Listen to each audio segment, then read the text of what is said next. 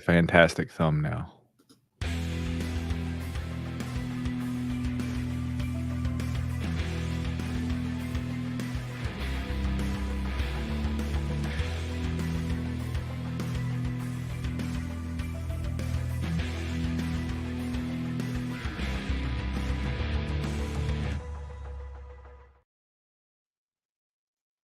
And we are live. What's going on? How are y'all doing? Welcome to the Golden Octagon MMA Podcast. My name is Matt. D Rose is on that side of your screen, and it is UFC 294 fight week. Big podcast. You know, I'm excited. Pay-per-view week, D Rose. Let the people know how you've been over the past week, brother. Man, things been great over here. You know, I'm figuring. I got a little bit of a struggle this weekend. I'm trying to figure out how I want to try to do this because I actually work during the pay-per-view. So I'm half tempted to maybe see if there's a video out there. You know, might see if there's a video that might be hanging out there on that might be loose somewhere that I could watch, or if I'm actually going to pony up and get the pay-per-view. I'm in a little bit of a dilemma. Yeah, so I get off at 5:00, and I might want to try to see if I can hold off to buy it and wait till I get off. But man, I don't know if I want to. I think I just want to. I'm supposed to get off at 5:00. What the pay-per-view starts at 2, so it'll probably be over like literally as I'm supposed to get off. So I'm in a little bit of a dilemma here. I need the chat to kind of help me decide how I should do this. Indeed. All right. With that being said, let's shout out the chat real quick. We got Lush Lomain. Dude, Lush Lomain was in here, I think, yesterday sometime when I very first scheduled it. Yeah. We appreciate your to the channel. Truly, brother. Banger of a card. Well, I'm a Volk fan. I'm excited, dude. I'm excited. It is a good card. Did Matt take this thumbnail 2 weeks ago? I did not. Can't wait for this card. Stacked from start to finish. Indeed, I am personally ready for it. I am personally ready. Dude, I cannot wait to talk about these fights. But let's get real into quick. it. Do you think the card this weekend?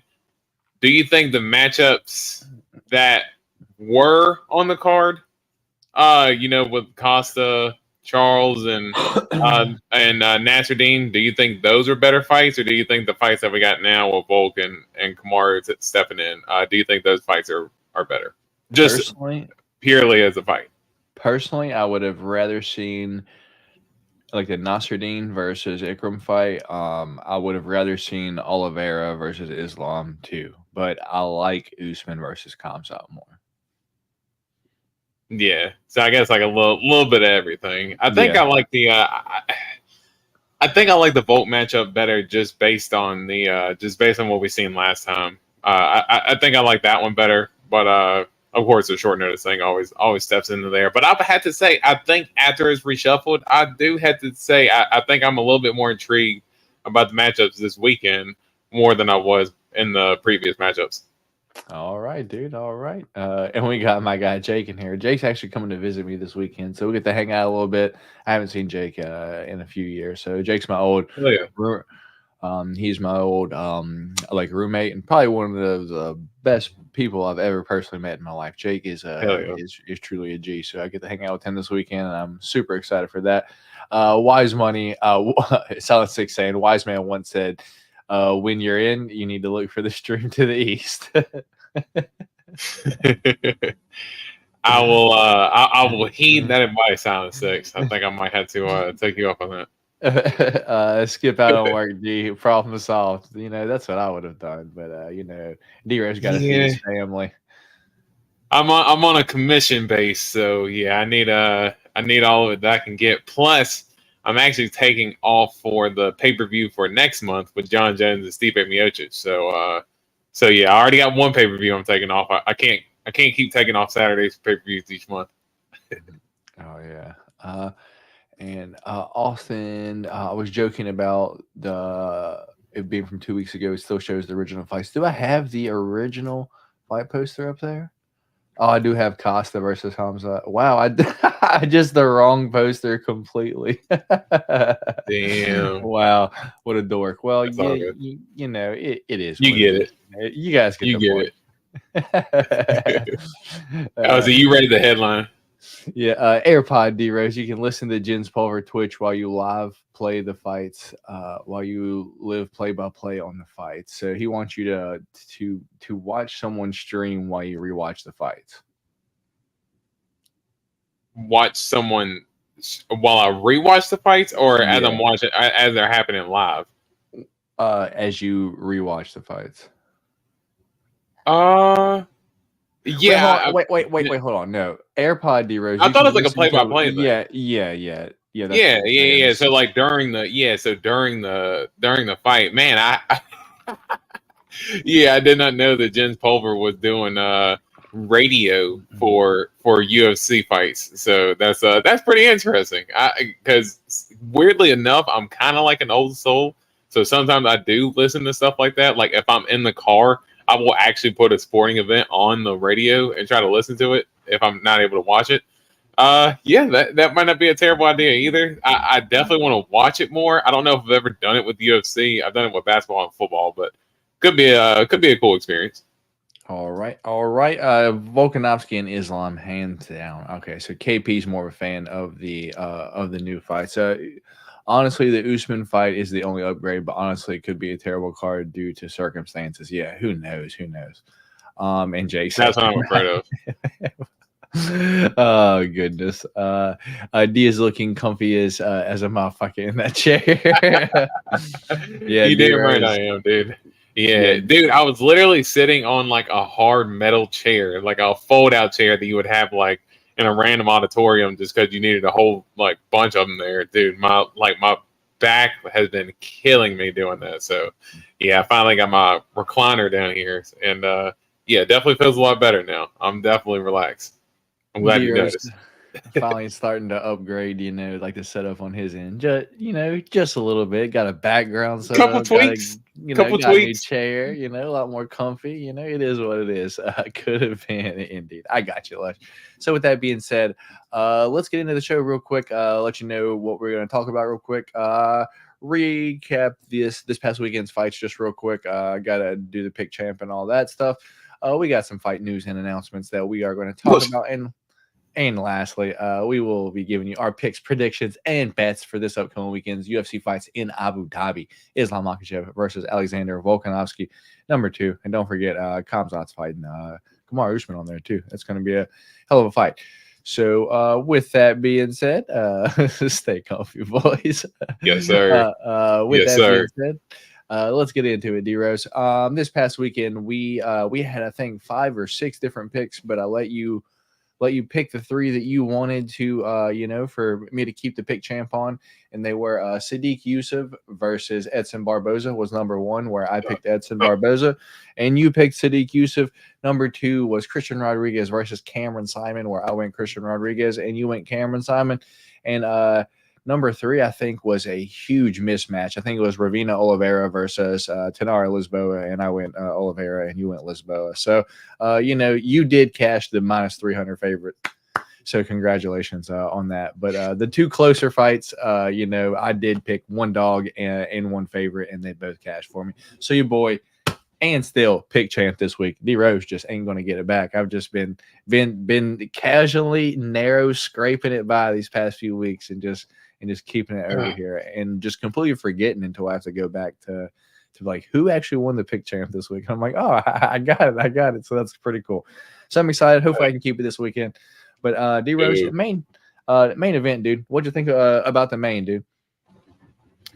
Really, I was just surprised that Sadiq Yusuff decided to come out and try to his whole game plan was a first round finish. I mean, I think that, you got to be a little bit smarter than that going into a 5-round fight. I mean, a 3-round fight, maybe, because, if you're able to kind of, win the first 2 rounds, even if you lose the 3rd round like he did, I think you still have a chance to be able to win the whole fight. But yeah, I think those last 3 rounds, I thought it was clear for Edson. I thought really the swing round there could have potentially been the 2nd round, because I thought the first round was a 10-8 for Sadiq Yusuff.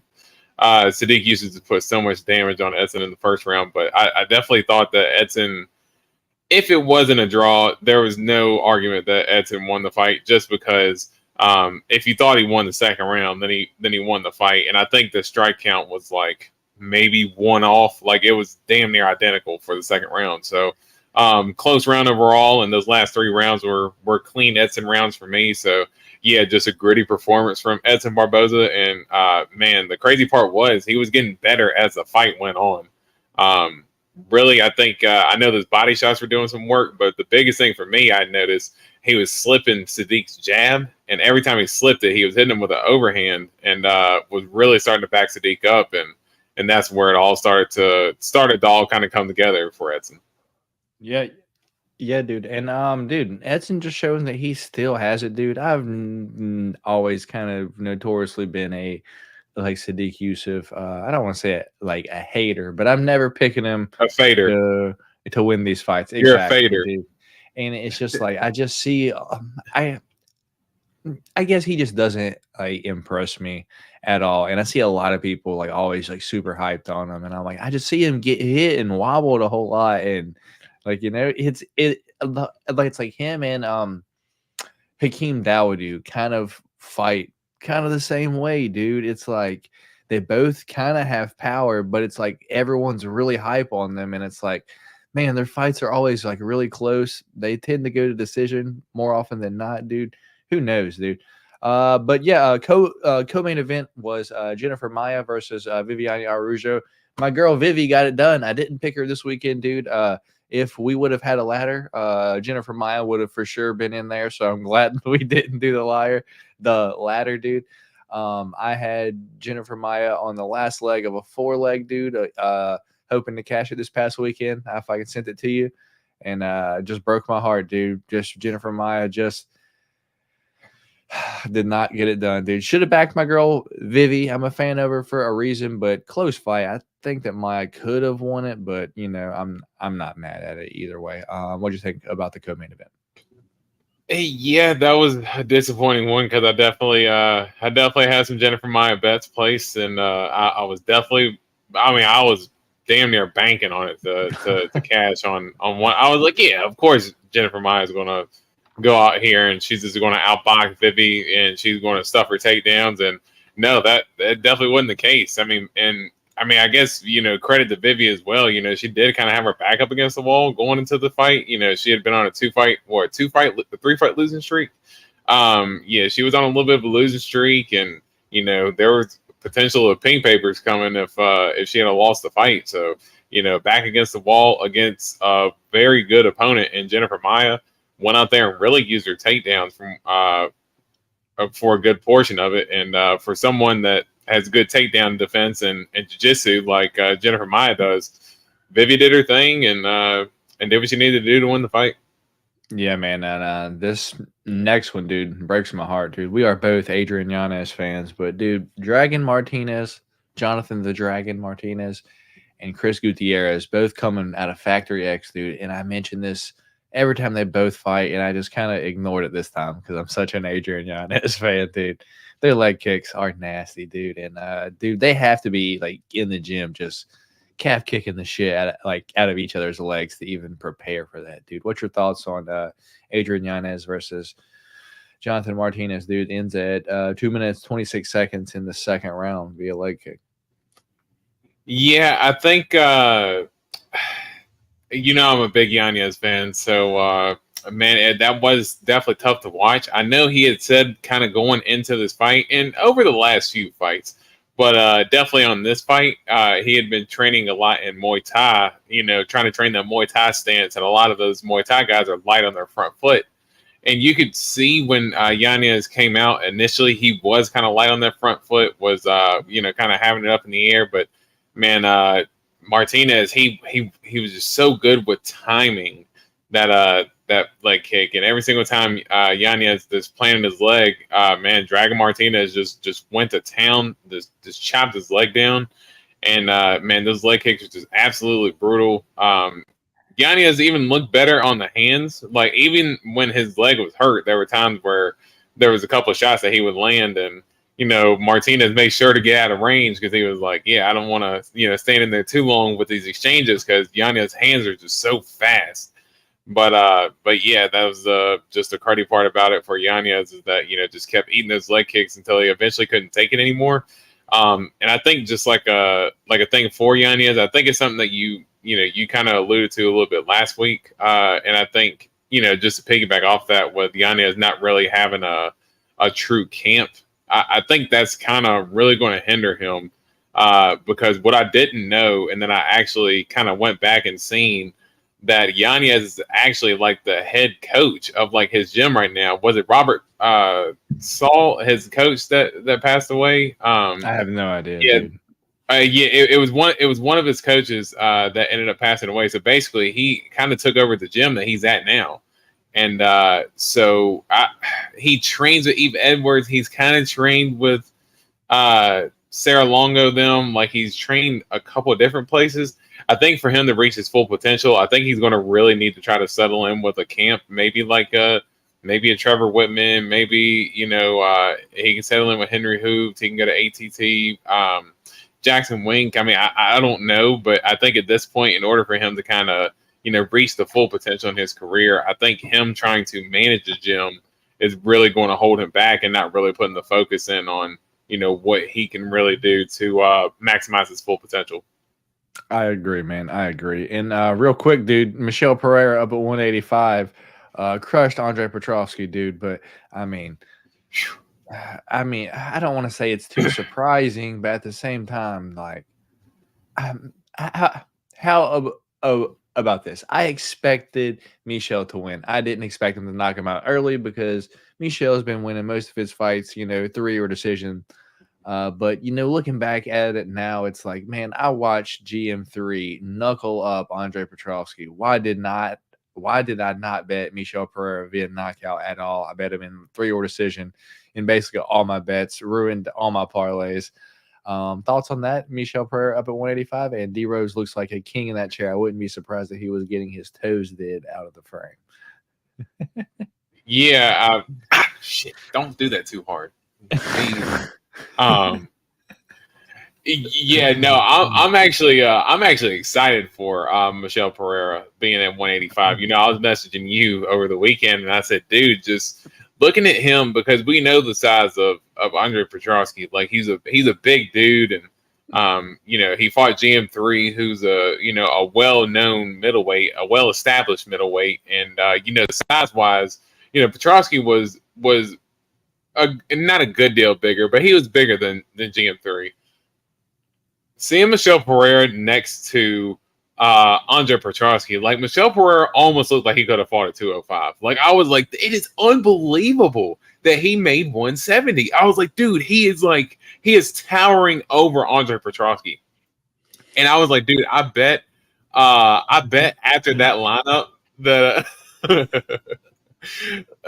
dude, I bet after that face-off, I bet that betting line went up like crazy for Michel Pereira because I'm sure everybody was ready to put their money towards him. I'm excited about Michel Pereira at 185, dude. If he's able to still keep that power, that explosiveness, the footwork, and he's got that patience now as well, dude. I mean, 185 is kind of wide open right now.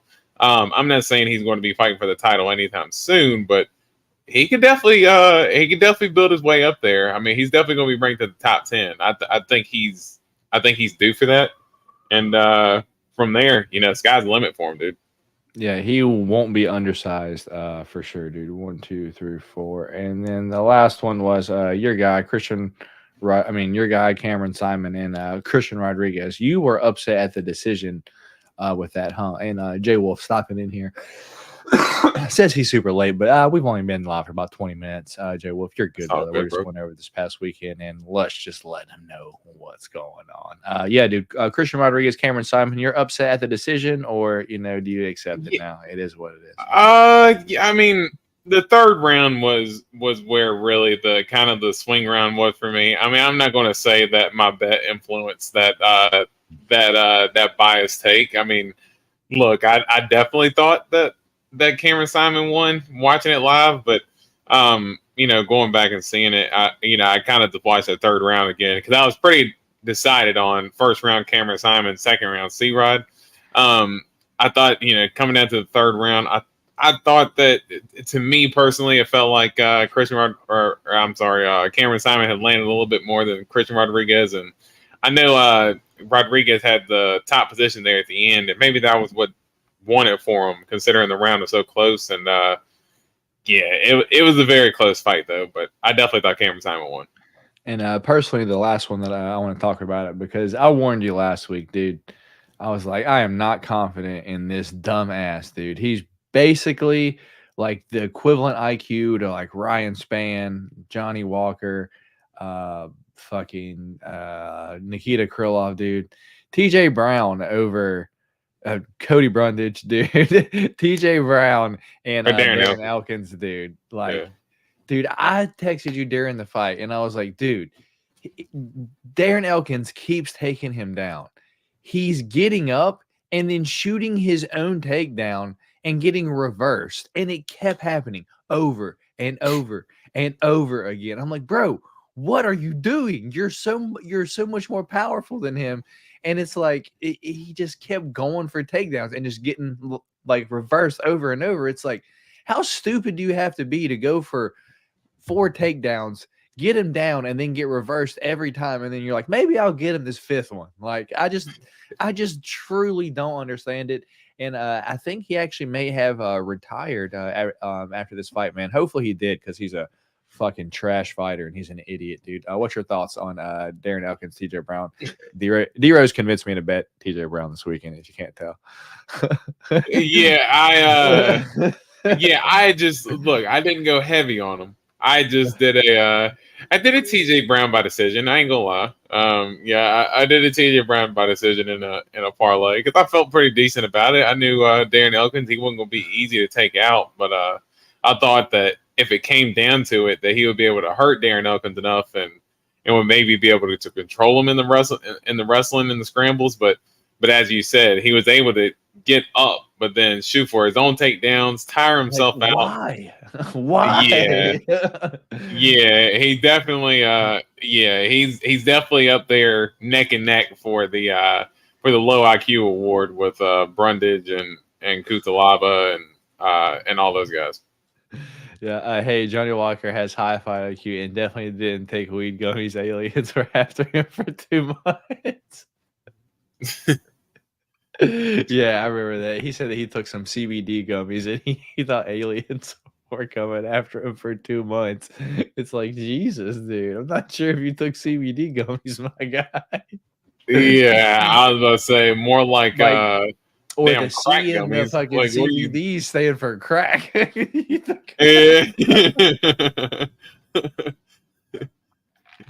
Crack black gummies. Jesus Christ, dude. All right. That being said, that's all I really want to talk about for this past weekend. Russian Ronda did not get it done, dude. And I actually bet on her, dude. I actually had a straight bet on her and just regret it. Dude, she almost got a chick out of there in the first round, but end up not happening, dude. So it is what it is. That's what I get for betting terribly low-level women's MMA, dude. With that being said, let's move on to our next segment, which is our UFC news and fight announcements. Weed gummies or PCP? That's a great question. That's a great question. Let me share the screen, and then we'll jump into our fight news, D-Rose. All right. So up first this week, we got one I know you'll be a fan of because it's your guy, the Hanya. Dustin Jacoby. He is going to be taking on none other than Atomic Alonzo Minifield, dude. Good fight. Dude. Hey, I like both these guys. Yeah. Early, dude. I really don't know which way to lean. This is going to be kind of a banger. Kennedy Dustin Jacoby coming off that 17-second knockout win over Kennedy in Nashville. I was live there for that one and ruined my night just watching it live, dude. And Atomic Alonzo Minifield coming off 2 straight victories over Jimmy Crute for the most part. Who got winning that one, dude? Yeah, I forgot. I forgot. Didn't we go pretty heavy on Kennedy, Nzechukwu by submission? Yeah, we or had a just bunch of like or just to start round 3, like just a ton of stuff that did not involve Dustin Jacoby snoozing Kennedy in the first 10 seconds of the fight. it definitely ruined a couple of mine too, because I had a couple of Kennedy by submission. So definitely killed me there. But I mean, I'm a Dustin Jacoby guy. I'm leaning. Jacoby. Yeah. I'm leaning that way initially to Jacoby, but man, Minifield, he's definitely came along with his wrestling a little bit more in those last few fights too. His ground and pound is vicious. So and he's super strong. His cardio's gotten a lot better. Man, I think he's all game, so it should be a good fight. And hopefully we don't get banned off of YouTube for showing Alonzo Minifield's D cups right here. Next fight, dude. We've got Chris Curtis going to be taking on the Power Bar, Marc-Andre Barriault, January 20th, UFC 297. Dude, I like this fight a lot more for Chris Curtis than I liked the who is he going to fight? Fluffy Hernandez? Yeah. I like both guys. So I wasn't really I didn't like that fight for Fluffy. I like this a lot for Chris Curtis. What's your thoughts on this? Yeah, I think this is a good fight too, because I'm a Chris Curtis fan. I've continually won money off him in his fights, but I will say that Marc-Andre Barriault, I've continuously counted him out, but man, after that Marquez performance, when Marquez was just throwing bombs at him, and he just was able to weather the storm and come back and even knock out, Marquez on his own, or did he knock him out? He have no idea. It was he came back and finished him. That was after that performance. I cannot question. If he starts getting hit, will he crumble? Yeah, he can definitely. If it comes to a dogfight, which Chris Curtis can bring, Marc-Andre Barriault's ready for it. So that's a good matchup. Fair enough, dude. Fair enough. Up next, we've got Ketlen Vieira taking on Macy Chiasson. I don't think we've seen Macy Chiasson since Irene liver kicked her from the ground, dude. Thoughts on that, or do you care? The only reason why I don't care is because how sure are you that Macy's even going to make the fight? Not at all, dude. Especially because it's bantamweight, dude. That's for sure not happening at bantamweight. It's at least going to be 140, dude. At the very least. Catch weight. Up next, we've got Nasrat Haqparast versus Jamie Mullarkey. Why do I feel like this fight's already been made a lot of times? I swear, you took the words right out of my mouth. I felt like this fight was either already made or they fought already. I seen this and I was like, have they not already fought? But yeah, I guess they haven't. Or is it 2? I don't know, dude. It does not say 2. It does not say 2, but that is January 9th. December 9th. Thoughts on this, dude? Malcolm Gordon versus Jimmy Flick, January 20th, UFC 297. Jimmy Flick finally going to get a win in his return to the octagon, dude, because he's 2-0 since he returned. Or 0-2. 0-2, sorry. No. I was like, I don't think he's won. Potentially, but Malcolm Gordon can also crack too. So that's not by any means an easy fight. You know what I mean? So he potentially could, but it's not an easy fight by any means. Yeah. All right, dude. I'm just going through the chat real quick. All right. Remember when Ketlen Vieira undefeated got an immortal tattoo, then got KO'd right after she got it?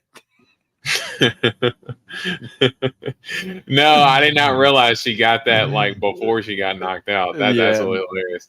About Irene. Damn. I knew she got snoozed, but I didn't realize she got the tattoo right before that fight. That's not ironic at all. You couldn't even script that. And what we do have here is a absolute certified banger, dude. When Josh Emmett is going to be taking on Giga Chikadze, UFC 296, December 16th. What's your thoughts there, man? Man, that's a banger. I'm a Josh Emmett fan, and when is that fight? December 16th, the December pay-per-view, 296. Man, Josh Emmett's been busy this year, ain't he? Dude, he got crushed by Ilya. He got beaten pillar to post by Ilya. Dude, I mean, he got beat up pretty good by Ilya, and it's not like he didn't take a pretty good licking against Yair either. I mean, his ribs got lit the hell up before he ended up getting subbed. So I mean, he's taking a lot of damage this year, man. And man, it's definitely just as tough of a fight. Is this Giga's? No, this is not his first fight back since he fought Alex Caceres, and he did look good in that fight. So, but a lot of people were disappointed in the performance too. But I think this will be really the test to see where Giga's really at. Yeah, man. I'm interested to see. Josh Emmett for sure hard to finish. So maybe this is one for Giga to work on his gas tank and not get hit in, because he's for sure the bigger guy here. So I guess we'll see, man. For sure. We got the fight that the UFC fan made. Cody Garbrandt taking on Brian Boom Kelleher, also on the same pay-per-view, dude. December 16th. You like that fight? Or Cody Garbrandt probably going to get the fan guy. You gonna tell me why Dana said that he gave the dude a job? I know, dude. I know. Yeah, I was like, bro, that's crazy. Like, he ended up throwing out a match. I think it was this match, right? And then that's when he was like, "Holy shit, dude! Do you want a job?" Like, I was like, he's like, dude, this guy knows every fighter. Like, on the UFC roster, it's like, well, you just listen to YouTube at all, because we all have to know every fighter on the roster, because if not, we're going to make terrible bets and fucking lose our money. We know fighters that even aren't on the roster, Dana White. So, yep.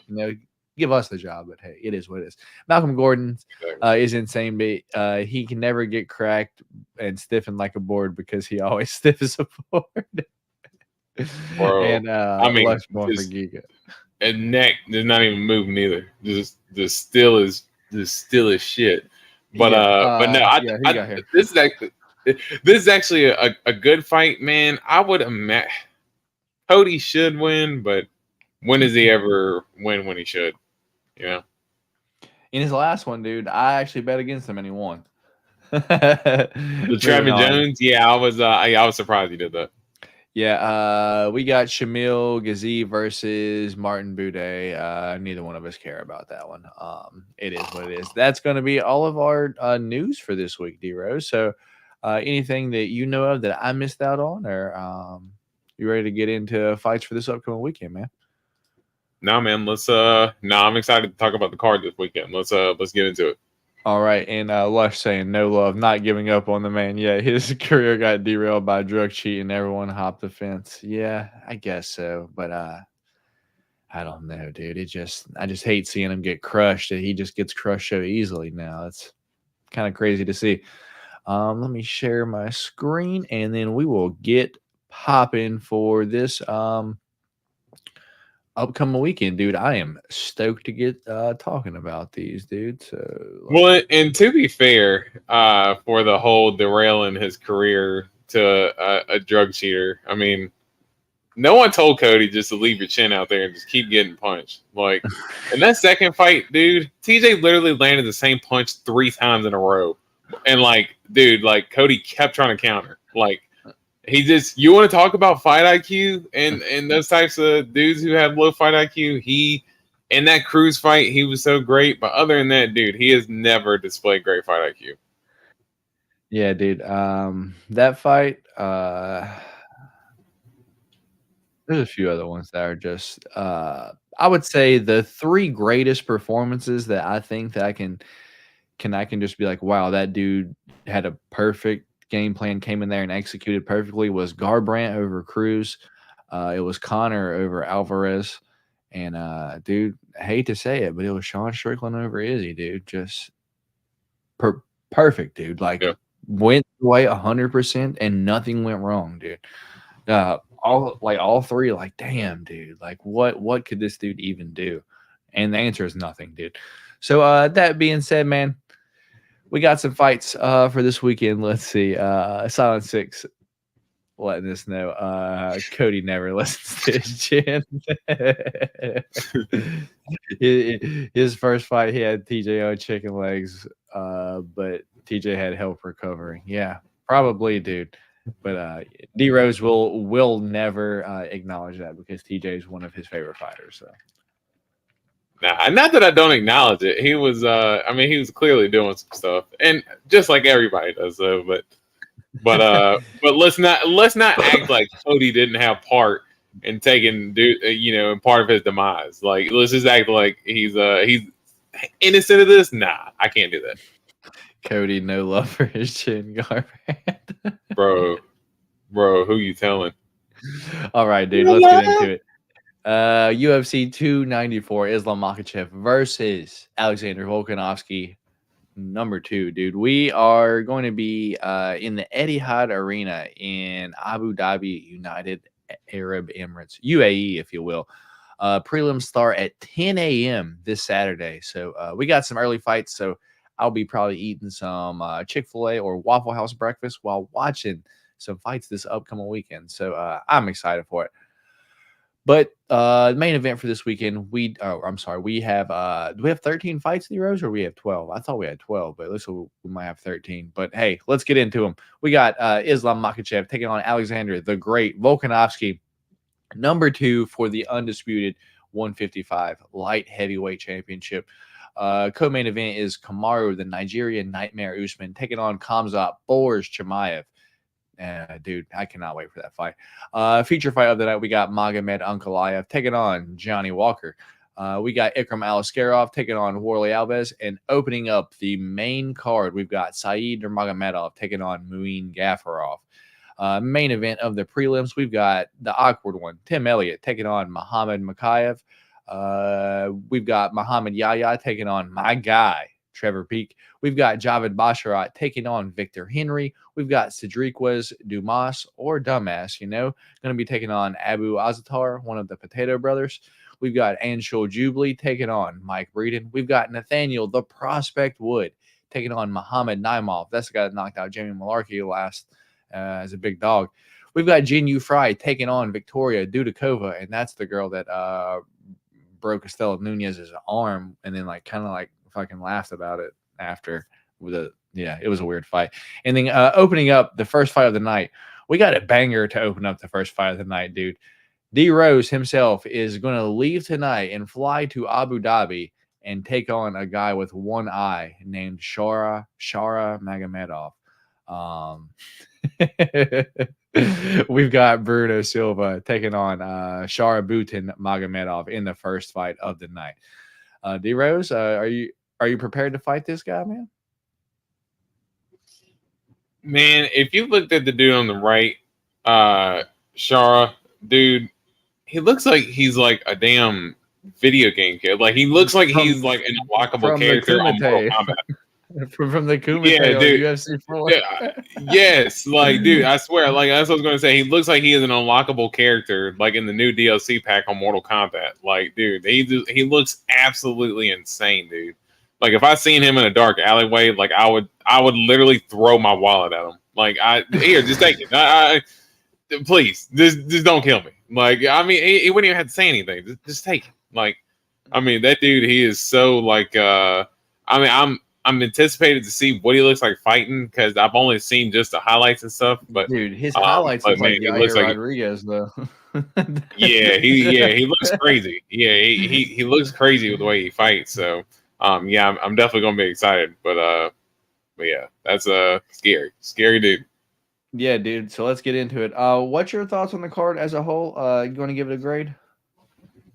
Yeah, man. I think they're, especially for the scramble that they had to do. I mean, man, I think they're bringing it strong. I think I'm gonna have to go A-. I still think, due to the circumstances, obviously you have to, take away some of the points there, some of the short notice fights and still losing the as you said, Nasruddin and Ikram fight. So, I mean, I had to take some type of punishment there, but overall, man, the UFC did a really good job of scrambling, putting a good card together and making, at least going into the card, getting the fans excited. Yeah, dude. It's on 6. How did Shara blonde eye looking the right way and his good eye looking somewhere else? Yeah, dude. Who knows? But this probably wouldn't have been dude. This probably wouldn't be approved to actually happen, dude, unless it was in like Abu Dhabi. I don't expect this guy to fight in the States at all, to be honest. Like, it's going to have to be like overseas because he literally has a blind eye, dude. It's like they're not gonna let him fight like that. But yeah, dude, let's get into it. First fight of the night, we've got Bruno Blendado Silva taking on Bullet Sharabutin Magomedov. Dorian Rose or Bruno Silva is 23-9 overall. Won 2 of his last 5 and lost his last fight. Shara Magomedov is 11-0 undefeated. Let me get up my current odds. D Rose, you want to pull up? You want to pull up DraftKings for me? That way we can bounce them off each other. Currently, Bruno Silva is 34 years old, 6 foot tall, and with a 74-inch reach, while Shara Magomedov is only 29 years old. 6'2", and we don't know his reach. Currently, Shara Magomedov can be had on DraftKings for a -290, while Bruno Silva can be had for a +235. D Rose, I'm not going to take up too much time here. I am going with the UFC newcomer. First fight of the night. UFC wants to open up this pay-per-view with an absolute bang at 10 a.m. And personally, I don't like the way Bruno Silva's looked after the Alex Pereira fight. I think, just after you take a certain amount of damage, dude, you're just never the same.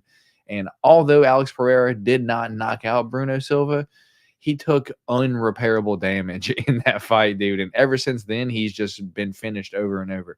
He hasn't been knocked out ever, but he keeps getting wobbled and then subbed. You get wobbled and subbed by GM3, dude, not a good look. And Shara Magomedov is a very, very, very good Muay Thai striker, has very good knees and elbows. And as me and D Rose were just talking about, has very crazy kicks, something like Yair Rodriguez. So I think Bruno Silva going to get knocked out for the first time in his career this weekend. Probably I'm going Shara Magomedov round 1, round 2 knockout. Which way are you going, D Rose?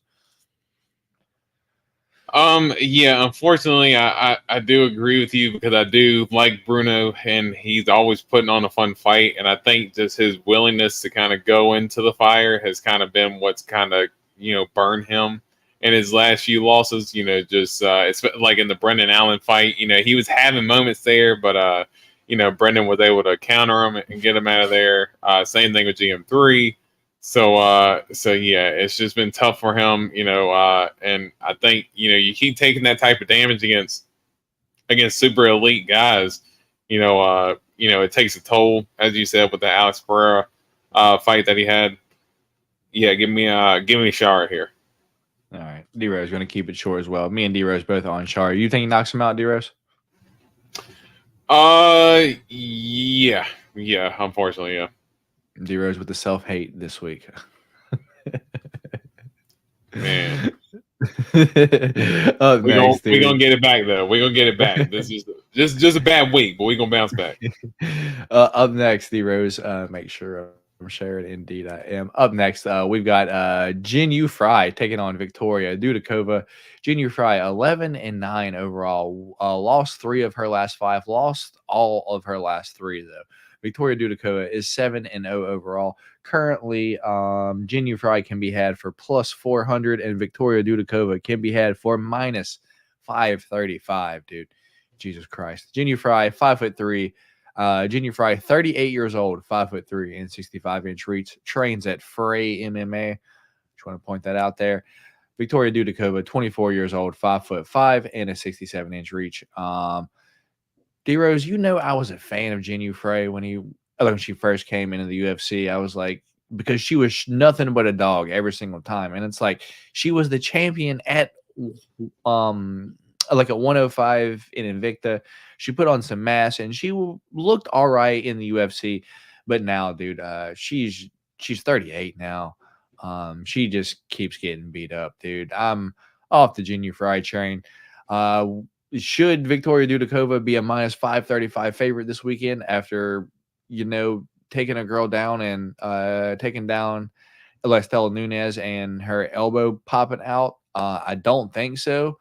but she's 24 years old, and they are in Abu Dhabi, and this card is filled with Russians, so I can't imagine UFC wants the 38-year-old Jinyu Frey to win here. Give me Victoria Dudikova. You won't hear it anywhere else this week. Victoria Dudikova is going to win this fight. Who are you going, D-Rose? Yeah.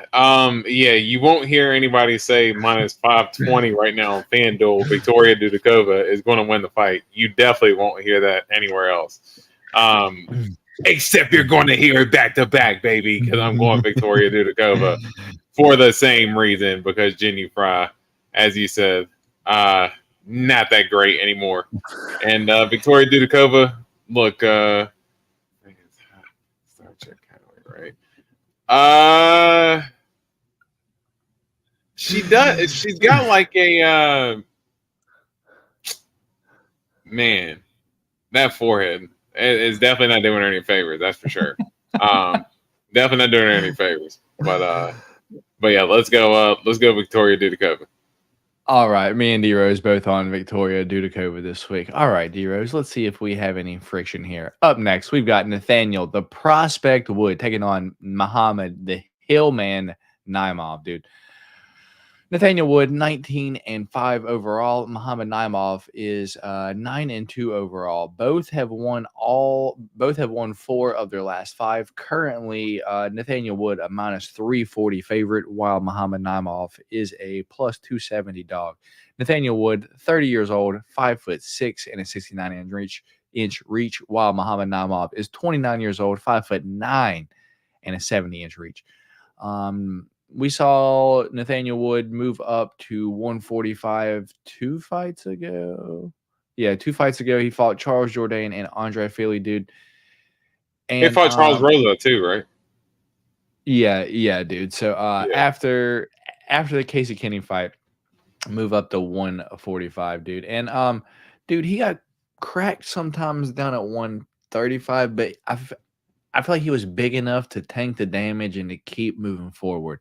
I did pick him against Andre Fili in his last fight, but dude, I think this might be where I go the other way, simply because, dude, everyone was on Jamie Mullarkey when Muhammad Naimov fought Jamie Mullarkey late notice in his last fight 3 months ago, because there were no Tajikistan fighters in the UFC, and there 2 came on one night. 2's back this week as well. But snooze Jamie Mullarkey, man.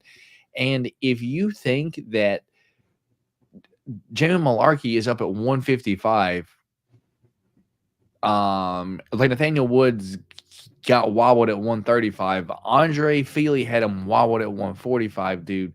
Clearly, Muhammad Naimov's power translates, dude, up to 155. And he's got quite a few knockouts before the UFC down at 145 as well, dude. I think I'm going to go with the dog this week, dude. I'm going to go with the plus 270 dog.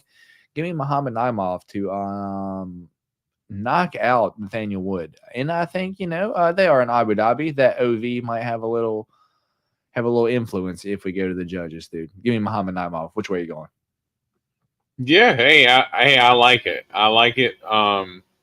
Nathaniel Wood is a guy that I've, kind of not been all in on. I believe I actually chose Charles Rosa against him. That's the reason why I remember that fight, because I thought that going up to 145, he's going to be a little small. I will say that as far as like his cardio and stuff like that up at 145, it has held up pretty good, with him adding the weight on and everything. Man, I do think that Nathaniel Wood is minus 350 right now on FanDuel, and you can get Muhammad Naimov at plus 255 on FanDuel. I think if I'm to bet this fight, I'd probably end up betting this fight to go to decision. And I think that Nathaniel Wood ends up getting it done. I just think that ever since he had that loss, he lost to John Dodson by knockout as well, by the way. But he, I think really ever since that fight, like defensively, he had tightened up a little bit more. I know he lost to Casey Kenny, and as you said, the Andre Fili fight, he got tagged a little bit. But for the most part, I think he kind of had to really bite down and get into a dog fight to win that fight against Andre Fili, because Andre Fili really wasn't going to have it any other way other than making it a dog fight. I think for the most part, Nathaniel was relatively clean. Good leg kicks, good 1-2s. I think he's got enough to get it done here. I just hate how he puts his chin out like this. Yeah, he definitely does. He leaves it out. That's exactly how John Dodson knocked him out. Like, he just left it up in the air. John Dodson just rushed him and fucking blasted him. And I personally like Nate Brown's comment here. Naimov can take wood shots, but can Wood take his? And that's the question that we got to find out Saturday, because like Muhammad Naimov for sure going to be the bigger guy of the two, like the more natural 145er. I just think like Nathaniel Wood just might be a little bit undersized for 145, but I think maybe just struggled too much to get down to 135. So he might be one of those in between. But did you make your pick, D-Rose? Did you go Nathaniel Wood? Yeah, Nathaniel Wood. All right. D-Rose picks Nathaniel Wood. So we have our first different pick of the night, where I'm going the plus 270 underdog, Muhammad Naimov.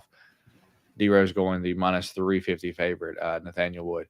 The next one, dude, we've got Anshul Jubilee taking on Mike Breeden, the king of lions. Anshul Jubilee taking on money, Mike Breeden. Sorry. Anshul Jubilee is 7-0. Mike Breeden is 10-6. Lost 3 of his last 6.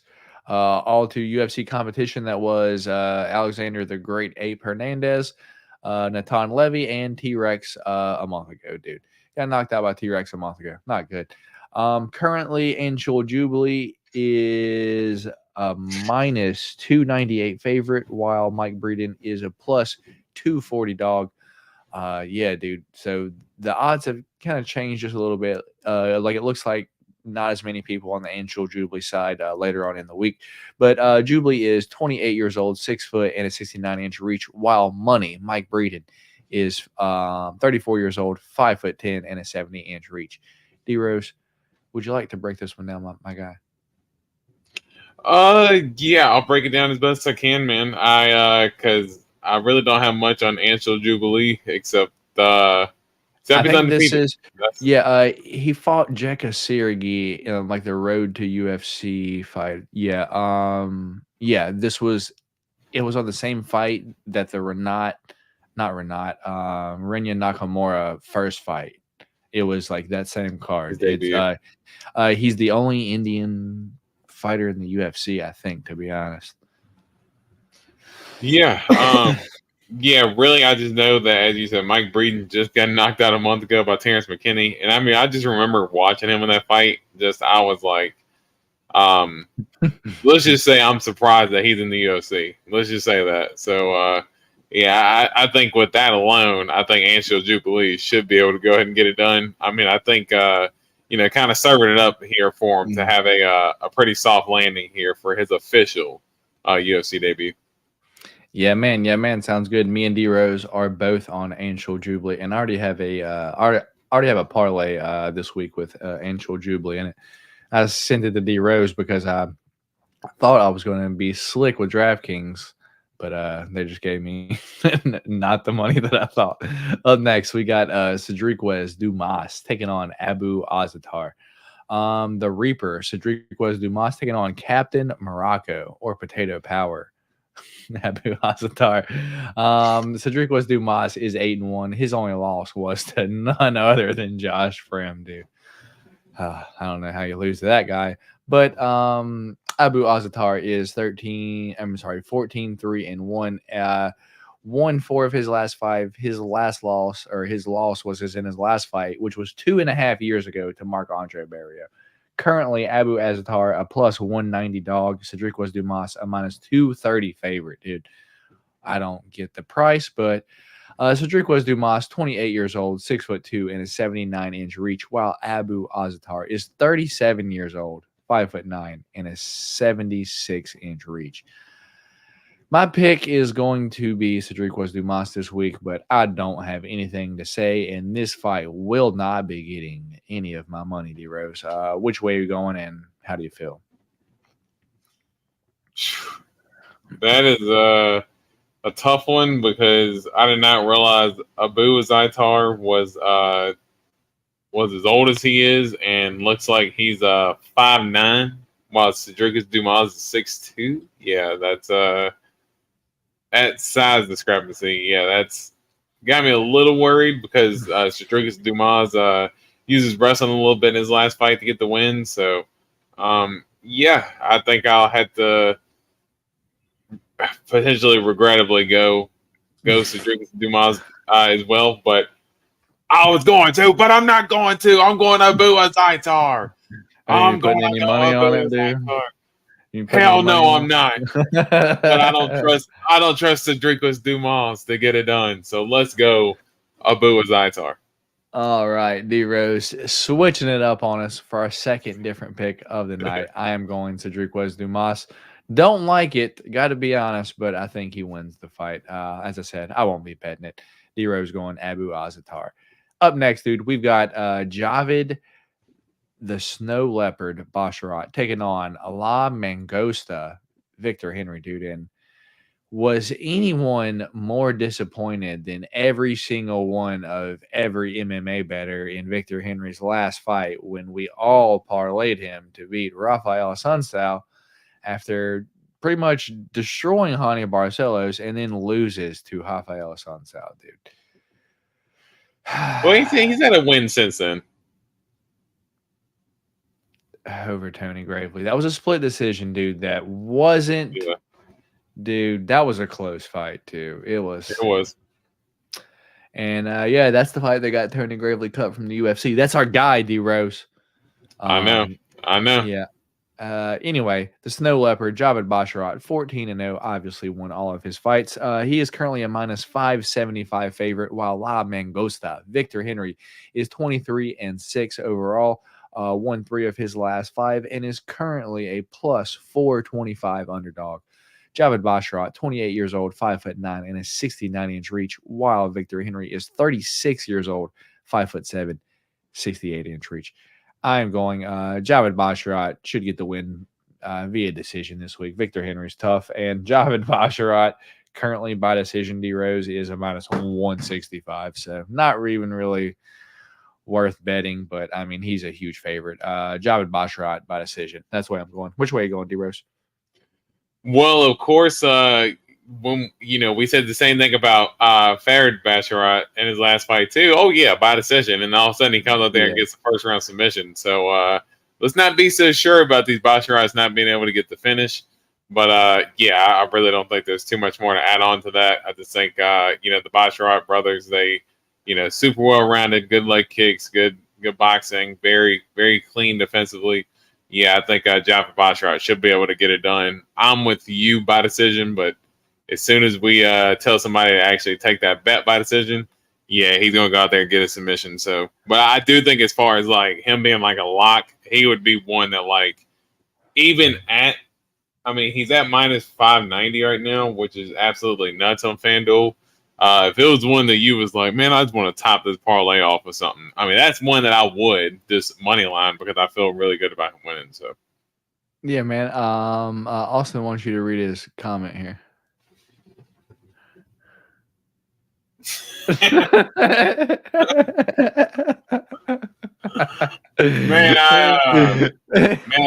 Austin, with that, especially with that picture, man. If he sees that picture of you, he's going to run the other way.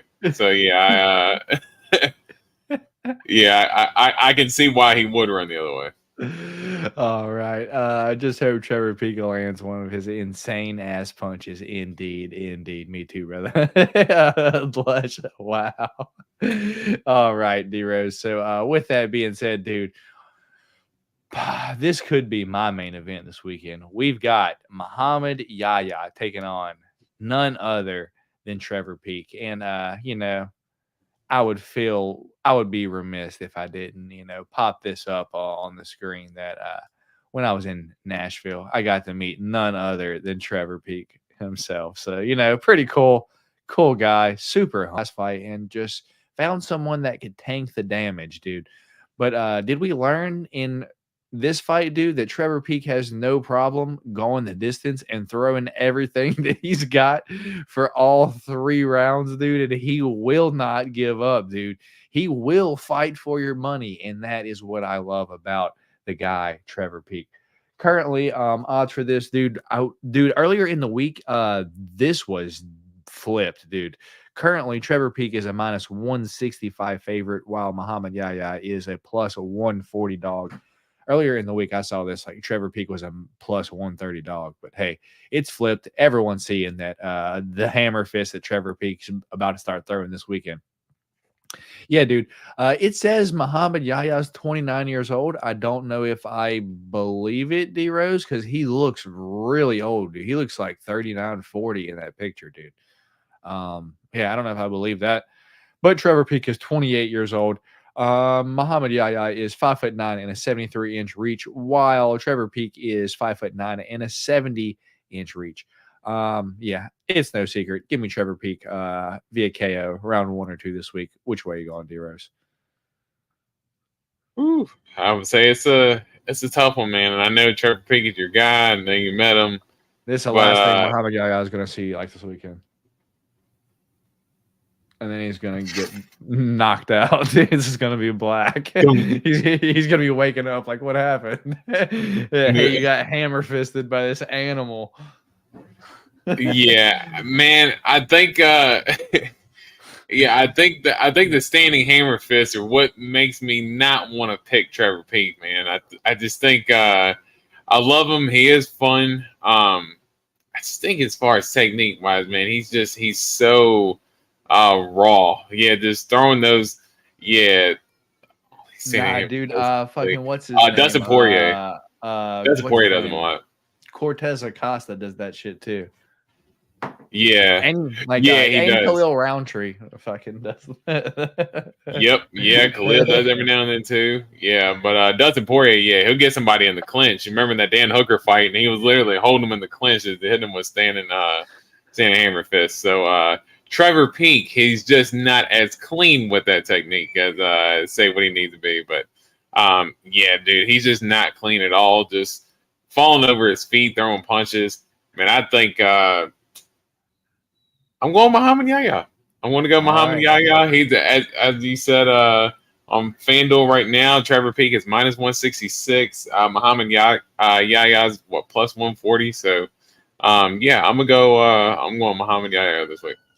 All right, D Rose on the underdog. He did open up the favorite though, so maybe the odds makers were right indeed. But that's 3 different fights. We're gonna try to have 2 more for y'all because it is a pay-per-view this weekend. So we would like to have 5 different picks for y'all. Put up the pick champ. I've been holding on to it for a few weeks now. I know D Rose wants it back, but let's get into it. We've got Tim Elliott taking on Muhammad the Punisher Makhachev, dude. Awkward. Tim Elliott is 19-12-1, and the UFC hates him. That's why he keeps fighting the Russians, dude. Muhammad Makhachev is 9-0 overall, dude. The odds for this are just way out of whack, dude. Muhammad Makhachev is a minus 425 favorite, while Tim Elliott is a plus 330 underdog. Tim Elliott, 36 years old, 5'7" and a 67-inch reach, while Muhammad Makhachev is 23 years old, 5'7" with a 70-inch reach. D Rose, is this Muhammad Makhachev's best? Is this his toughest test in the UFC so far? I mean, what was the name of the guy that he actually fought last? Jafel Filo? Yeah, I mean, I think in terms of like who's actually tested him so far, I mean, yeah, Filio, yeah, because you remember he had him in that nasty knee bar and like almost had. Yeah, he like literally Muhammad Makhachev's like kneecap was about to come out the back end of his leg. Like, I mean, he definitely got tested in that fight, but I think in terms of name wise, yeah, you can say Tim Elliott is. I just don't know if Tim Elliott, in terms of the age and stuff that he's at, if he can really give him. I think he can give him a challenge. I do think Tim Elliott can be taken down, and there have been times where he's been put in submissions where I'm not going to say he kind of easily gives into it, but yeah, he knows when the submission's in, and he'll tap when it's in too. So I think Muhammad Makhachev, I think he's just that dude. He's just he's a hammer. He just keeps moving forward. No matter what, he's super tough. And yeah, I think he's able to get it done this weekend. I think he gets it done by some form of submission. But yeah, I think he gets it done against Tim Elliott this week. Yeah. I'm going with you. I just don't, dude. I don't want any part of this line, to be honest, because it's like, dude, his best 2 wins are against Malcolm Gordon and Jafel Filo, dude. And it's like, bro, he almost got submitted in the 3rd round of that one, and it took him until the 3rd round to get Malcolm Gordon out of their last Abu Dhabi card. Charles Johnson decision. He just kept taking him down. He fought Cody Durden too, and this one right here, but it was super early in the fight, like knee to guillotine. I don't think that's the same Cody Durden that we see now, though. I know Tim Elliott's good. My thing is, they're in Abu Dhabi, dude. So if this does go to decision, Muhammad Makhachev's for sure getting the dub, dude. Like, this isn't like, we're going to France. Oh, all the Paris fighters may get the nod, dude. They're going to Abu Dhabi. Do you know how much money that place has? They have no problem paying the fucking judges to rob a fighter for a decision win. Yeah, dude. I don't feel great about this card. I think after this one's over, we might get some robbery calls, but give me Muhammad Makhachev to win this fight. I don't think he finishes Tim Elliott, believe it or not. You said you're picking Muhammad Makhachev? Yeah, but I don't think he finishes Tim Elliott. Okay, I thought you said you were picking. I was like, you're going to pick Tim Elliott? What? But yeah, I mean, Tim Elliott's super tough, dude. So I wouldn't be surprised. But yeah, I'm definitely going to go Muhammad Makhachev. All right, let's see what the chat's talking right here. AJ Anderson, poor Tim Elliott getting fed to the Wolves. Yeah, he keeps having to fight the Russians. Is anyone nervous about Muhammad's injury? The knee bar was absolutely disgusting. Yeah, and it was 6 months ago. So Jay Wolf got his money on Makhachev, especially with the knee injury. Okay, yeah. He could be compromised. I guess we'll find out. It's going to be a good card. The Shadow is excited. Makhachev is overrated. Elliott is old, and that's kind of what it is. Like which one's more wrong? Connor v. Chandler? Not yet, brother. Not yet. We don't have any news for you on that. Next fight, though, D-Rose, we do have none other than Nurmagomedov that's not related to the Khabib camp. Saeed Nurmagomedov taking on Muin Tajik Gafarov, dude. Saeed Nurmagomedov, 17-3, won 4 of his last 5, lost his last fight to none other than Dragon Jonathan Martinez in his last fight, dude. But if that was in Abu Dhabi, Saeed would have probably got the decision win, to be honest. But Marine Gafarov, 18-5 overall, took a late notice replacement fight against John Castaneda and I think fought with a broken arm the whole fight, dude. So absolutely nuts. Like, he broke his arm in the first round and kept absolutely fucking swinging the rest of the fight. So the dude also going to fight for your money, but he is 18-5. Currently, Saeed Nurmagomedov a -218 favorite, while Muin Gafarov is a +180 dog.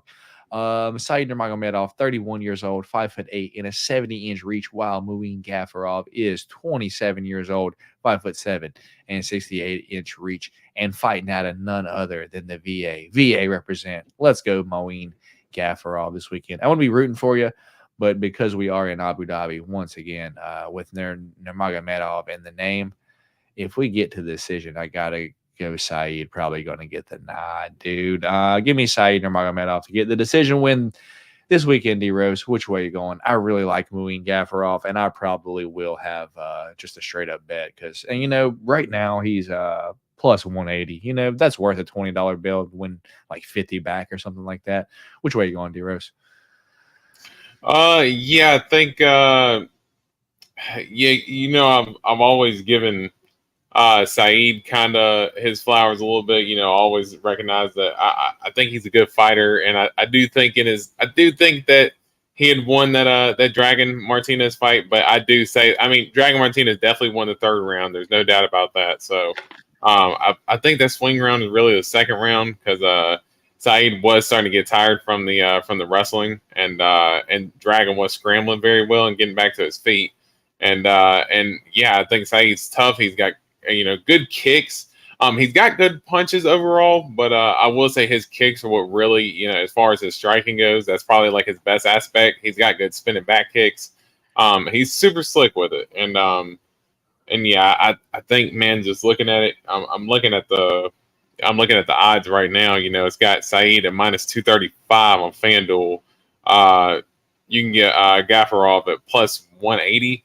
Yeah, I could definitely see some value there for Gafarov, because Saeed has lost fights before that he could have won, and you can go back and look at some fights and, you know, maybe nitpick fights that he's won and maybe he's lost. So I could see some value there for Gafarov, but I am going to go Saeed here. I think he ends up getting it done. Let's go by decision. I think Saeed used a little bit more of his wrestling in this fight, and I think he gets it done. I personally think he stays it away from Muin Gafarov and just kicks him. Just stays away and kicks him, because Muin's got power, dude. He comes in and throws. Andrew McDonald's loves the cards, hates the start time. Yeah, you're probably on the West Coast, and that would be my guess, because 10 a.m., you know, kind of cool for me. I get to wake up and eat some breakfast and watch some fights, dude, and get my whole afternoon free, which don't usually happen. So I'm personally not too upset with it. But, you know, if I was on the West Coast and I was having to wake up at like, you know, 8 a.m., 7 a.m., I'd be like, fuck, do I really want to catch the prelims on Saturday? You know, because having to wake up early on the weekends kind of sucks. The shadow is with Andrew. Russians run Abu Dhabi. Yes, they do. Has Willis House indeed. True. All right. Here we go, dude.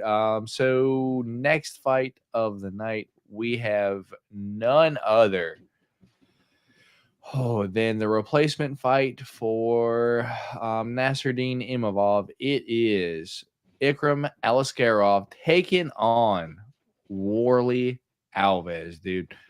Gonna be a fun fight. And I was more interested in seeing Ikram Aliskerov getting exposed for the fraud that he probably is, but, you know, probably not now, because he's going to be fighting Warley Alves. But we've got 14-1 Ikram Aliskerov. Only loss was to none other than Khamzat Chimaev. Warley Alves is 14-6 overall.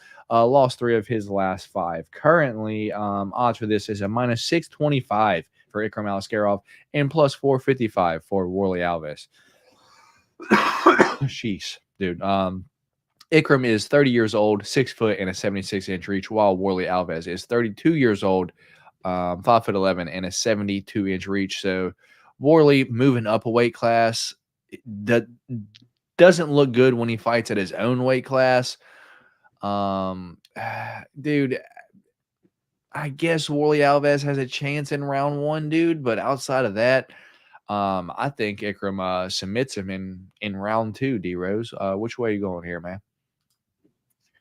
Yeah, I think the biggest thing for Warley is his gas tank, man. I mean, I think as you said, that first round he's always super explosive. Now he's got super explosive kicks too, so that is one thing that, you know, to look out for. He does really good body kicks.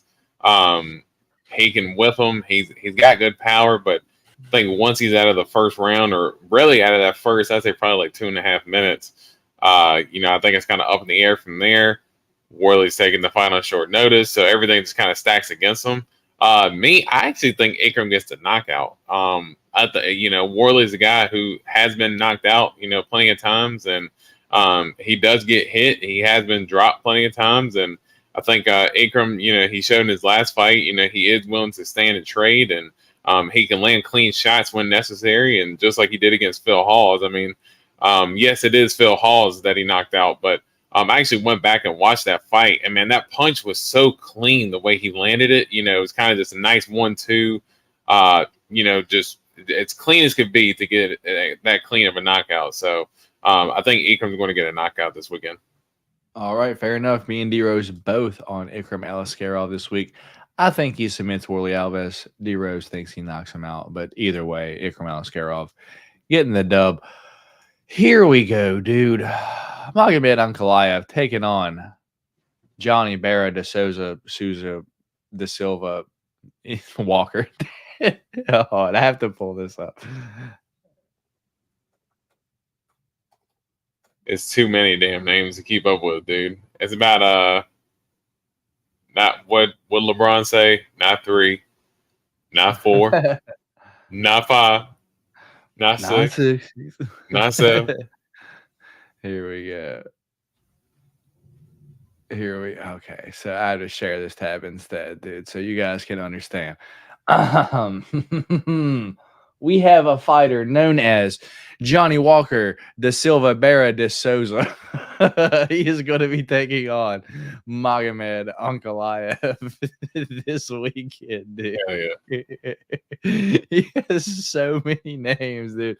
Let's see. Benjamin Choate saying, "What's up, guys? I'm using my whole check this week on parlay."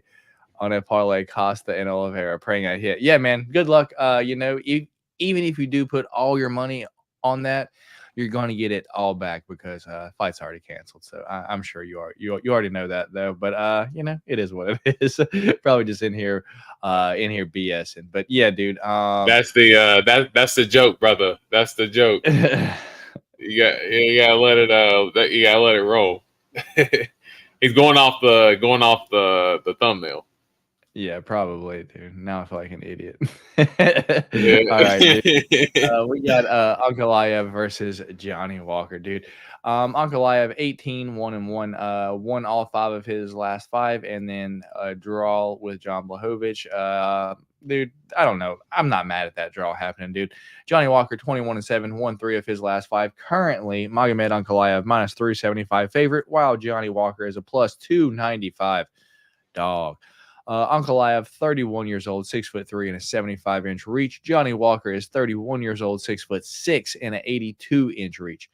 D-Rose, I say this every time Johnny Walker fights, dude. He is probably one of the best fighters in the UFC at kicking range, dude. And then when he closes the punching range, he's probably like in the lowest 10%, dude. As soon as he gets touched once on the chin, he starts fucking wobbling, dude. And that's why this is an interesting fight, dude, because Johnny Walker has very, very good calf kicks and no chin. And Ankalaev has a weakness to calf kicks. Jan Blachowicz kind of exposed that in his last fight. And he has some power and is known to knock people out, dude. One that comes to mind is Iwan Kutalaba. I kind of rate Iwan Kutalaba and Johnny Walker about on the same level, dude. I want to pick Johnny Walker here this weekend. I just can't, dude. I think, my thing is Ankalaev will stand there if Johnny Walker isn't engaging because Ankalaev is literally nothing but a counter striker. He will not go first. So this could be a boring 3-round decision where Johnny Walker somehow wins. But once again, I'm hoping the Abu Dhabi money is flowing to the judges there and we get Ankalaev decision. But give me Ankalaev to win this fight, dude. Which way are you going? Yeah, this is an interesting fight, as you said. Johnny Walker with his leg kicks, they're absolutely nasty, and man, you see Ankalaev in his last fight, and I mean, Jan really chopped him down. He really did. I think both legs too. That was the crazy part. It was he was staying in the southpaw. He ended up hitting that lead right leg, and then he switched stance, and then he ended up chopping down the lead left leg, and then all of a sudden he had to start shooting for the takedown there. So. Man, the thing that I'm interested to see is how Johnny Walker is when someone is consistently going for the takedown. Because as you said, Johnny Walker is very good at kicking range, but once the fight gets in a little bit closer, he does tend to struggle a little bit more. I know in the Nikita Krylov fight, he really struggled with takedown defense in that fight, and Nikita Krylov was able to get the decision win. Ankalaev does have much better wrestling, so I'm going to go Ankalaev there. Man, for some reason I don't know. I swear I want to go Johnny Walker. I don't know why. Dude, me too, and I don't know why. I just can't. I'm not here. I just can't. We know the mistakes that Johnny Walker has made in his fights, but I think it's just a big part that I'm not really that sold on Ankalaev, dude. I just think that we've seen. Obviously the Kutalaba fight, he looked great, and but it was like when he really got tested by someone like a Jan, Jan really stifled him for the most part, and you could have made an argument that Jan won the fight. I wouldn't say that. Ankalaev's lucky that he got away with a draw, and that it wasn't, because it very well could have been Jan one of those first 3 rounds of him winning the fight. But give me Johnny Walker. I'm going Johnny Walker this weekend. Let's go. D-Rose going the plus 295 dog. That is in his exact words. Walker Johnny da Silva Barra de Souza underdog this weekend. Let's go. Benjamin Cho, think Walker's going to go leg kick heavy. He would be smart too. That is a game plan that is for sure there. I hope he at least gives it a few, tests it out. But what do you think, D-Rose? Yeah, I would have to imagine that's going to be a big part of his game plan. I just think you're going to have to use him, kind of diligently, because you don't want to leave that, you don't want to keep spamming it to a point to where Ankalaev can pick up on the timing and really shoot for that takedown. But yeah, you're going to have to think that, that's one of Johnny Walker's most dangerous weapons. He's definitely going to mix that in with his attack. Indeed, dude. Indeed. Co-main event time. If y'all haven't already, do us a favor and hit a thumbs up button. We would greatly appreciate that. If you're not subscribed over here to the Golden Octagon, what are you doing? Subscribe over here. We here every single UFC fight week, breaking down fights, giving y'all news, and making our fight picks and giving you what bets we have, even though they usually don't hit. But, we're wasting our money, so y'all can laugh at us and call us idiots for picking the wrong fighters. It is what it is. But it is co-main event time, and it is a time that I'm excited for. I've got my Khamzat Boris Chimaev shirt on.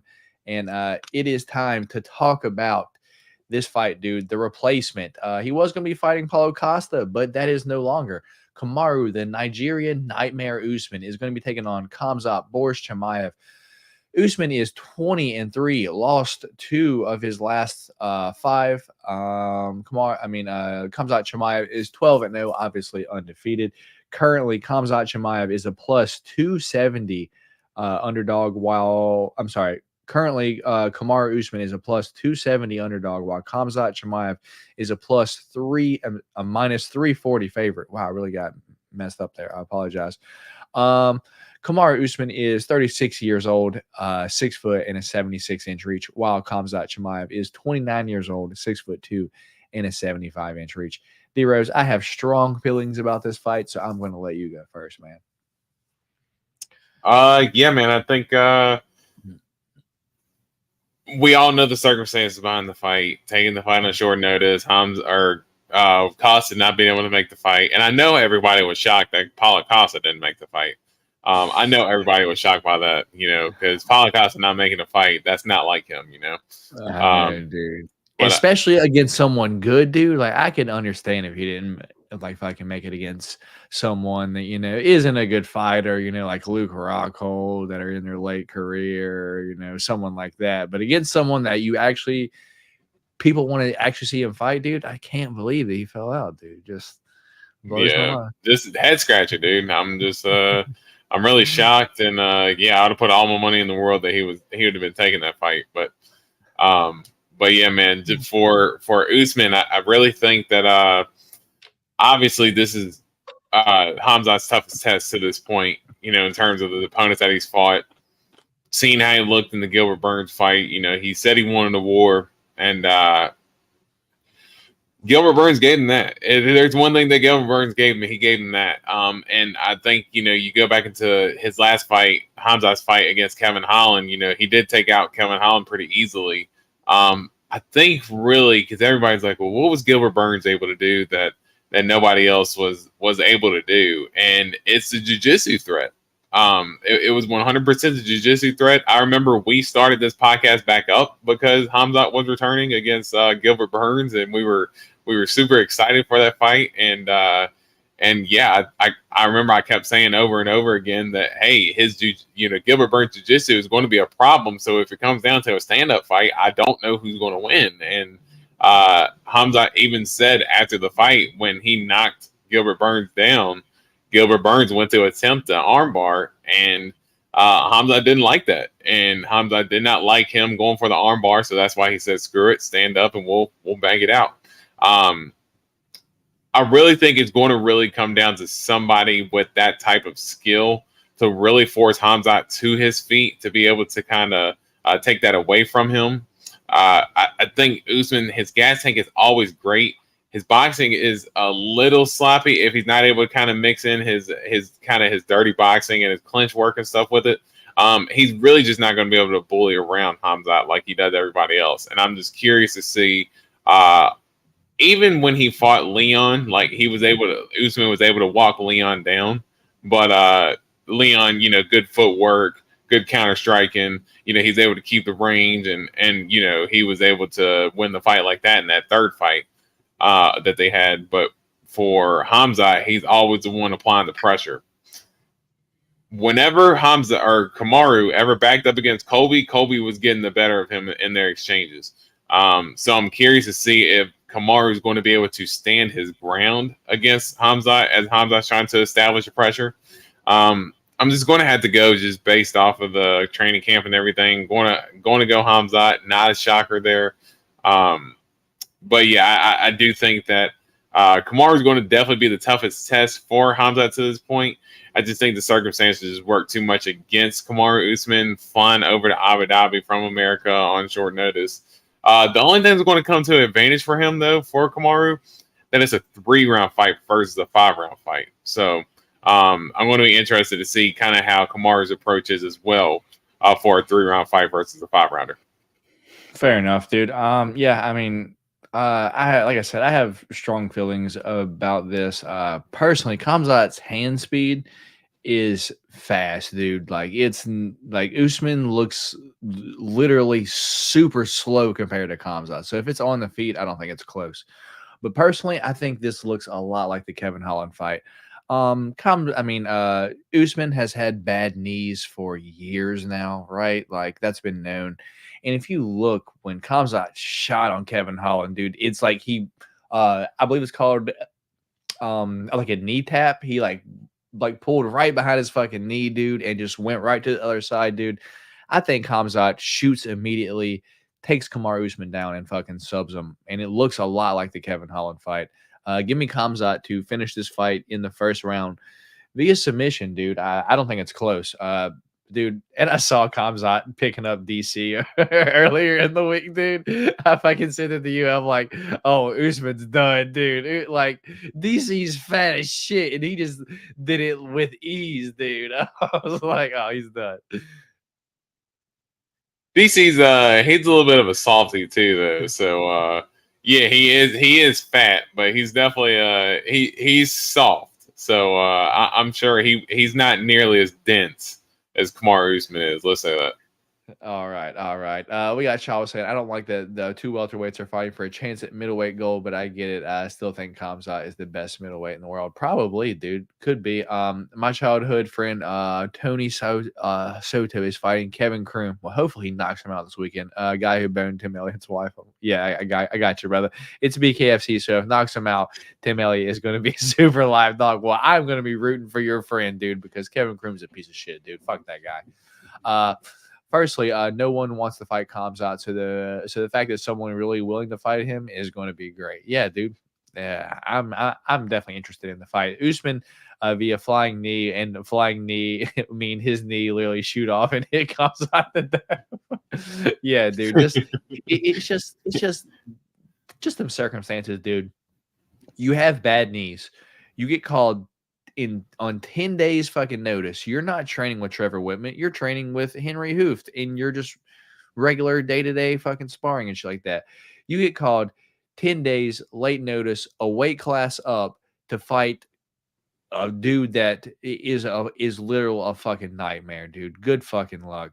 I just don't see it happen. Oh my god, he couldn't WWE slam DC. He could have, yeah, exactly. Where does Usman go with a loss? I mean, it is at 185, so I suspect him probably go back down to 170 and just do what he does there. How about you, D-Rose? Well, Dana's saying that the winner of this fight could fight for the title. So I mean, but it says where does he go with the loss? Well, that's what I'm saying. But like, depending on how he fares, I mean, if he ends up putting up a competitive fight against Khamzat, I mean, who knows? Is he supposed to be taking a little bit of time off from middleweight? So who's to say that he doesn't try to stick around and maybe try to get one or two more fights to maybe to try to go for his second belt. Because, I mean, going down to 170, he's not really going to have a chance to do it against Leon, you know? I would say that most welterweights are better than most middleweights, to be honest. Volk is going to break the UFC cover curse. Maybe, dude, maybe. We're about to get into it. My best sports card pull is a Khamzat Chimaev Gold Av 10 PSA. Damn, dude, that is a fantastic card, dude. Congratulations on that hit back to Wakanda. Imagine he's been trolling this whole time. His knees are fine, but his ankles, elbows, are the issues. There are all his damn joints and shit. Shit is hurt. Yeah, man. It is a main event time, y'all. If y'all haven't already, please do us a favor and hit a thumbs up on this video. Main event time, D-Rose. Once again, late notice replacement. We do have Islam Makachev taking on Alexander Volkanovski, the great number 2 dude. They fought last October they fought 8 months ago in Australia, where Islam did win, dude, but it was a close fight. A lot of people were saying they thought Volk win. I personally thought it was a close fight. I didn't really care who won, to be honest, but I thought there was an argument to be made that Volk did win that fight. But at the end of the day, the judges gave it to Islam in Australia, dude. So, you know, what can you say there? But we do have Islam Makachev, 24-1 overall. Obviously won all 5 of his last 5. He is currently a -278 favorite, while Alexander the Great Volkanovski, 26-2, won 4 of his last 5. Only loss was to the guy he's fighting on Saturday, and he is currently a +225 underdog. Islam Makachev, 31 years old, 5'10", and a 70-inch reach, while Alexander Volkanovski is 35 years old, 5'6", and a 71-inch reach. D-Rose, my bet this weekend is going to be this fight going over 2.5 rounds. I don't know who's winning this shit. I feel like Islam has looked scared to me all week. Like he knows that he's in for a fight, and he was like, fuck, I don't know if I can do this again. And Volk seems to always be up for a fight. But at the same time, he literally had elbow surgery like 3 weeks ago too. So I don't like that. And once again, just like Usman, 10 days, late notice, a weight class up. Yeah, I have to go Islam here, dude. Give me Islam for the win. Which way are you going? Yeah, I mean, I think they even said that Volkanovski had like a cut under his eye as well. So, and if you hear fighters talk, they say that, you know, if you have cuts or injuries or stuff like that, you're probably doing conditioning. But in terms of actually fight training, you're not really doing much of that if you're coming off of like injuries and surgeries and stuff like that. So, yeah, I'm just going to find it hard to believe that, you know, Volk kind of had all the chips in his corner last time. You know, he ended up getting the home turf. You know, he got it kind of on his timeline in which he wanted to fight.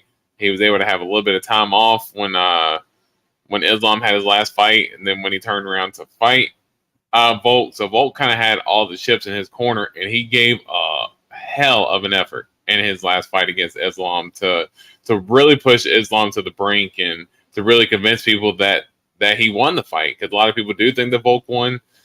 I still think Islam won 3 rounds of 2. I just thought that 5th round was so definitive. The way that Volkanovski ended it, it just left people wanting more. But I just think it's just so cruddy to get it under these circumstances, man. I would really like it for it to be a full camp in the favor of Volkanovski here, but I still think even then he would just be against a handful, because yes, Islam is the wrestler, and he got the body triangle in the 4th round, was able to ride out the round. But dude, a good majority of that fight, Islam was winning with his striking. He was winning with his range management. He was winning with his kicks. And there was a couple of times where he landed good shots on Volkanovski. Volkanovski does do the thing where if he gets hit, he acknowledges the person's hit a little too much. Like he'll kind of nod along, like, "Hey, good shot, Mike. Hey, good shot, Mike." And it's like, dude, like, stop, like, acknowledging what they're doing, because you're letting the judges kind of you're influencing the judges to make them believe that those shots that are landing on you are pretty significant, but you're even acknowledging it. Like, you're letting them believe those shots are doing more damage than what they really are. So he gets in his own way with that. But man, Islam's tricky. He's slick. And yeah, man, I just think as much as I think we all want Volkanovski to get it done, I think it's just too tall of a task for him to try to attack. And I think I think Islam gets it done, man. I think by decision. Dude. And dude, don't forget the 3-day trip Volk had via cargo to carry his huge balls, dude.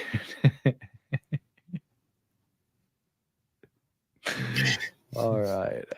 Let's see. I'm trying to click this. My camera mouse to work. I see another controversial decision. It could be, dude. You never know. And then I want Volk to win, but I don't. And that's how I feel. I want to be rooting for Volk so bad, but it's just what he's up against is just a lot this week. Islam and Ilya about to send Volk on his first losing streak. He could definitely. They could. Volk is a fucking beast, though not tough not to root for him. But my dog Islam add another notch to his belt. Probably he should get another ruby added this weekend. Imagine Ilya knocks out Volk after he loses this.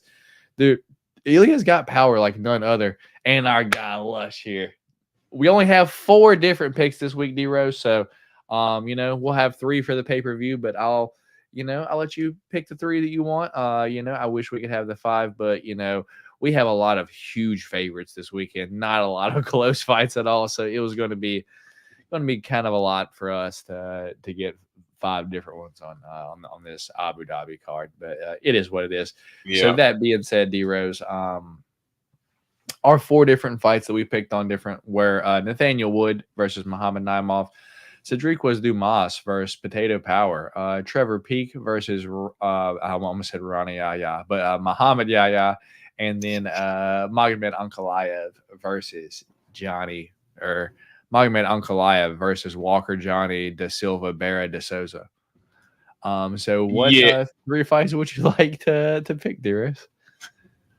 Yeah, you my ear was just a little bit there, but yeah, you see the name Yahya and you automatically go to Ronnie Yahya. Yeah, you don't think of anybody else, but let's go Yahya Peak. Let's go Wood Naimov, and then let's go Ankalaev Walker. All right, he has no faith in Potato Power this week. It makes sense. I wouldn't have much Potato Power faith in him either. I just want to make it a little more intriguing with the hey, if it's 1-1 going into that fight, hey, I'm going to be pulling for Johnny Walker heavy. So let's go. All right. Pick champ, going to stay here this week. I appreciate you, Lush, for keeping track, brother. You truly have no clue how much of a help you are, dude, because trying to go back and figure out what do we pick on is always a shit show. So I truly appreciate it. Yeah. Islam gets put out cold, and Craig Jones and Khabib square off for the BJJ versus Sambo match. Let's go. Oh, Jesus. And then Silent 6 say, well, if it would work, click. Well, this just isn't. There we go. Well, popped up for a second. This is Sambo's fake. Okay, there we go.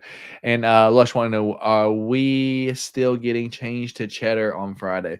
I would like to do it, Lush. I will probably be here for Change to Cheddar Friday.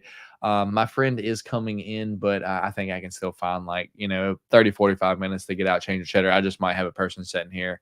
I might get his opinion too, and he knows nothing about fights. Actually, Jake from the chat, if he's still in here, it'd be pretty cool. But probably want to take him over to the casino. He's a big college football fan, so I know he's going to have a field day there.